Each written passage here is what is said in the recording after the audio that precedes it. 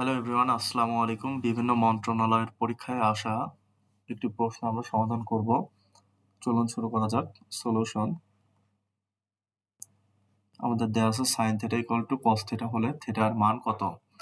sin θ হচ্ছে আমাদের cos θ।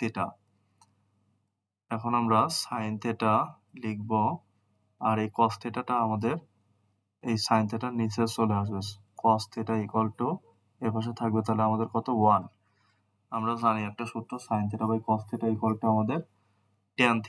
tan θ = 1। এখন আমাদেরকে থিটার মান বের করতে হবে। তাহলে আমরা লিখতে পারবো tan θ = আমাদের 1